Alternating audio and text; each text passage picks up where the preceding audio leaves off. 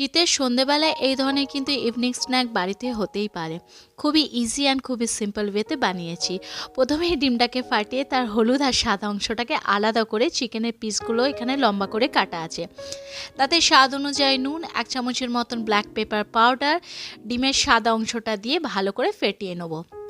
এখানে দিয়ে দেবো 1 চামচের মতন আদা রসুন পেস্ট, তাতে 2 চামচের মতন কর্নফ্লাওয়ার দিয়ে ভালো করে মেশানো হয়ে গেলে প্রায় কিছুক্ষণের জন্য ম্যারিনেশন করে রেখে দেবো। সাদা তেল গরম হয়ে গেলে হালকা করে ফ্রাই করে নেবো। এটা কিন্তু দুবার ফ্রাই করতে হবে। প্রথমটা ফ্রাই করব একদম হালকা করে, সেই তেলটাকেই ভালো করে গরম করে নেবার পর চিকেনগুলো যখন ভালো করে ঠান্ডা হয়ে যাবে সেই তেলেই দিয়ে দেবো, ভালো করে ভেজে নেবো। এই ধরনের রেসিপি কিন্তু গরম চা বা কফির সঙ্গে কিন্তু বেশ ভালো যাবে। চিকেন ভালো করে ভাজা হয়ে গেছে, এখানে তেলও কমিয়ে নেবো। সেই তেলেই দিয়ে দেবো কুচনো রসুন, সয়া সস, টমেটো সস দিয়ে ভালো করে মিশিয়ে নেবো। ফ্রাই করে রাখা চিকেন এখানে দিয়ে দেবো, ভালো করে সসের সঙ্গে মিশিয়ে নেবো। ওপর থেকে গার্নিশিং করে দেবো সাদা তিল। গরম গরম চা বা কফির সঙ্গে সার্ভ করে দেবো কোরিয়ান ফ্রাই চিকেন। খুবই ইজি অ্যান্ড সিম্পল ওয়েতে বানিয়ে নিয়েছি কোরিয়ান চিকেন ফ্রাই। আসি তাহলে, আবার দেখা হচ্ছে নেক্সট রেসিপি নিয়ে ব্লগ প্যাশনেট তুহিনার সঙ্গে। বাই।